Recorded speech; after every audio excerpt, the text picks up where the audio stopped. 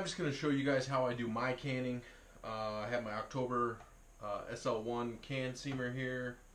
I got some lids that are soaking in some sanitizer. These have already been canned. I have a bucket of sanitizer here that I just put my beer gun in just because that way it doesn't make a mess if there's any stuff that drips off of it. Plus it also sanitizes it before I put it in the can. So right now I got some cans soaking in the sanitizer here for a couple minutes.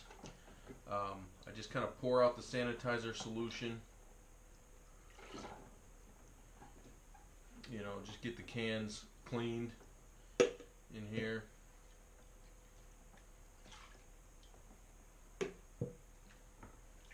Usually do like 4 or 5 cans at a time. It's just the way I do it. So let the cans sit for a little bit longer. These cans have not been sanitized yet, so I just get them soaking in the sanitizer real quick. There you go. I do have the little red bucket here. Is just when I fill the cans, I hit it with a little bit of CO2 that's coming from the CO2 tank in the keezer. I have my beer gun line hooked up to one of the kegs that's in the keezer that I'm canning, and so then I just use this red bucket just to use it to fill the cans in case there's anything that overflows out of the can. Doesn't make a huge mess. Have my raspberry sour that I just canned. This is what's left over, and yeah, that's kind of my process. So basically after the cans have been sitting here for a minute, I dump out all the extra sanitizer that kind of settles down at the bottom, and then we'll get to filling one of the cans here. So like I said, I got one of the cans. It's already been sanitized. Wanda's been sitting in the sanitizer solution. I hit the CO2 lever up here with my thumb. Kicks out some CO2 from the tank. Basically, I purged the can for about 10 seconds. You know, nothing big. Just get rid of some of that oxygen that's in the can. And then it's just like a gun. That's why they call it a beer gun.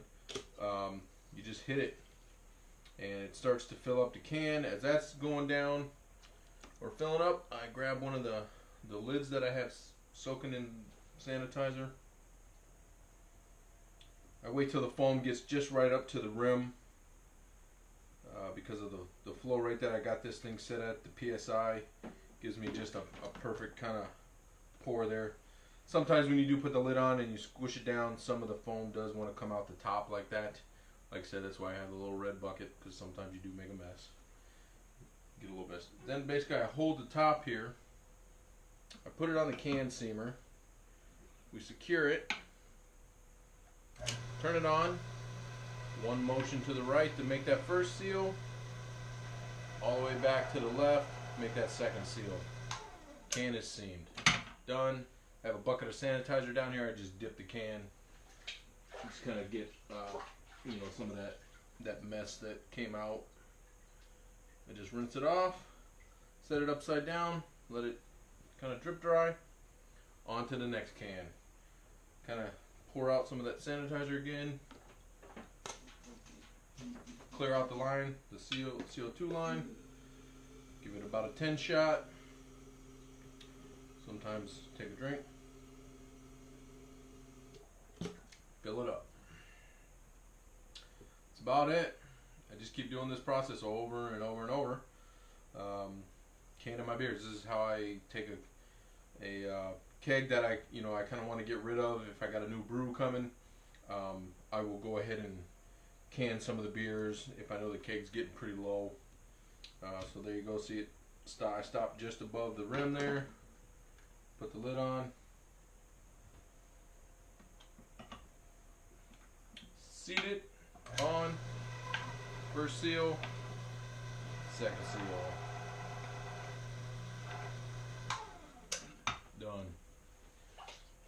Rinse. And on to the next one. That's how I can the beers that I have. And like I said, I'm not really worried a lot about how much am I purging the cans with CO2? The can seamer does a pretty good job of sealing it. All these beers will probably be consumed probably in the next month or two, so I'm not really worried about long time storage or anything. Or my process here works for the short amount of time I have them in the cans, and then they get they get drank. So yeah, that's it. I'll try to put a cool video together for everybody. Just let you guys know, this is my process. This is how I've learned that it benefits me. So I go straight from the keezer, beer gun, can, seamer, clean up, enjoy a brew. So to all you home brewers out there,